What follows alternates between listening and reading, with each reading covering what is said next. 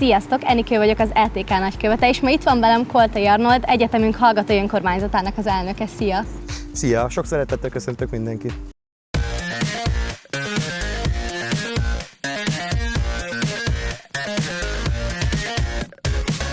Itt vagyunk augusztusban, amikor azért kezdenek már gyűlni a programok. Lassan az első évesek is jelentkezhetnek majd a kollégiumokba.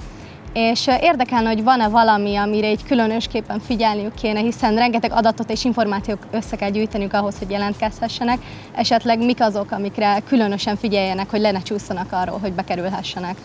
Persze, hát ugye alapvetően az egyetemi életük megkezdésében ez egy nagyon kardinális időszak, rengeteg új impulzus éri őket, de nem csak a beiratkozás, vagy akár a szociális ösztöndíjleadás, a kollégiumi felvétel kapcsán, hanem a rendezvényeinken is, mint mondjuk a gólyatáborok, amik az első igazi csapatépítő integratív események, de a kollégiumokról kérdeztél, hát én azt javasolnám minden gólyának, hogy nagyon-nagyon szorosan figyelje a pályázati kiírásokat. Ugye most a napokban, mai nap, illetve a tegnapi nap folyamán borítékoltuk, és fogjuk kipostázni a felvételi határozatokat. Ezt követően fog megnyílni a hallgatóknak a lehetőség arra, hogy a kollégiumi jelentkezési felületet igénybe vegyék. Nagyon fontos, hogy elektronikusan a Neptunban le kell adják majd az aktiválást követően a pályázatukat, és az útmutatót mindenképpen figyelmesen olvassák el, akár szülőknek a segítségét is kérve, mert nagyon sok olyan dokumentum van, amit hiteles eredeti példányban van, amit másolatban kell adni. Ezeket a részletszabályokat nagyon fontos betartani, mert jogszabályi kötelezettségünk ezeket figyelembe venni. Ez a kulcsa alapvetően a sikeres kollégiumi felvételnek. Hogyha már mondtad is a gólyatábort, szerintem nincsen egyetemista vagy még gimnazista sem, aki nem ismerné ennek a fogalmát. Viszont engem az érdekelne, hogy a ti szemszögetekből hogyan néz ki egy ilyen gólyatábornak a megszervezése például? Hát ez az évünk egyik fénypontja, különben nagyon sokáig tart. Normál békeidőben 4-5 hónapot szoktunk ezzel dolgozni. Az idei évben a koronavírus járvány miatt ugye korlátozottak voltak a rendezvénytartási lehetőségek. Épp ebből fakadóan meg kellett várjuk azt a kormányrendeletet, amelyik engedélyezte különben a tömegrendezvényeknek a megtartását. Ebben az évben egy iszonyatos nagy rohanásban 3 hét alatt kellett előkészítenünk az összes táborunkat. Ugye nálunk a gólyatábor időszak az karonként szerveződik, bizonyos esetekben karonként több tábor is van, bizonyos esetekben pedig összevont táborokról beszélhetünk, de a gólyatábor időszak idén augusztus 9-től szeptember 4-ig fog tartani. Rengeteg munka volt vele, és ezúton is megköszönöm a kari önkormányzati kollégáknak, hogy ilyen lelkiismeretesen foglalkoztak különben a táborok szervezésével. Én azt gondolom, hogy beletettük a szívünket, lelkünket, nagyon jó fellépőgárdával, nagyon jó programokkal, és hát bízom benne, hogy kifejezetten jó társasággal várhatjuk a hallgatóinkat. Hát gólyák, itt most szeretném jelezni, hogy találkozzunk a gólyatáborokban, gyertek és színesítsétek a programot, hogyha lehetőségetek adódik. Köszönöm. Viszont ugyebár sokan nem akarnak menni például a gólyatáborba, vagy nincsen lehetőségük jelentkezni, viszont szeptembertől is rengeteg programot szoktatok mindig szervezni. Tudsz mondani egy párat, ami biztosan várható lesz majd az ősz folyamán?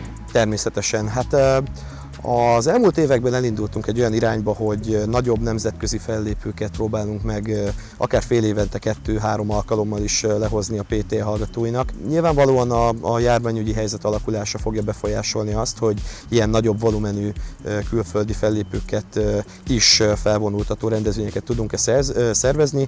Ha és amennyiben nem, akkor is különben hazai fellépőkből heti szinten klubkoncertekkel és mindenféle akár kollégiumi, akár egyéb kari tematikus rendezvénnyel várjuk majd a hallgatóinkat. Rengeteg ösztöndíjpályázat is van, ugye? Szerintem a legtöbben nem is hallottak még arról, hogy mennyi félére lehetne jelentkezni. Én azt szeretném kérdezni tőled, hogy milyen portált vagy milyen felületet lenne érdemes követnie a diákoknak arra, hogy ne maradjanak le ezekről a lehetőségekről. Hát alapvetően az egyetemi hallgatói önkormányzat honlapját javasolnám, ott minden pályázati felhívás a megjelenés előtt különben ki van posztolva, tehát minden pályázati lehetőségre időben tájékoztatást adunk. Ezen túlmenően pedig javaslom a kari, akár szakos csoportokat, az egyetemi hallgatói önkormányzat Facebook csoportját követni, hiszen minden praktikus információt, segítséget megadunk ezeken a felületeken. Végül pedig akkor arra kérnélek, hogy mit üzennél a leendő pécsi egyetemistáknak? Hát én csak saját tapasztalatomból tudok megszólalni, és amit nektek mindenképpen javasolnék az egyetemi életetek alatt az az, hogy mindig legyetek aktívak, legyetek nyitottak, járjatok el, ne zárkózzatok be a kollégium szobátokba. Ez az életeteknek azon szakasza, amikor a legtöbb impulzus ér, a legtöbb emberrel meg tudtok ismerkedni, világra szóló barátságok, életre szóló szerelmek, akár üzleti kapcsolatok is általában az egyetemi időszak alatt szoktak kialakulni, és hát mi mindent meg fogunk tenni azért, hogy ezt az időszakot a lehető legjobb minőségű szolgáltatások között és a legjobb hangulatban tudjátok elkölteni. Én nagyjából ezt tudnám javasolni. Köszönöm szépen! Köszönöm én is! Nektek pedig köszönöm szépen, hogy megnéztétek ezt a videót. Hogyha érdekelnek titeket további tartalmaink, például amikor azokról az eseményekről fogunk tudósítani, amiket az EHÖK szervezet, akkor iratkozzatok fel a YouTube csatornánkra, valamint kövessétek a többi social platformunkat, amik mind megtalálhatók a leírásban. Sziasztok!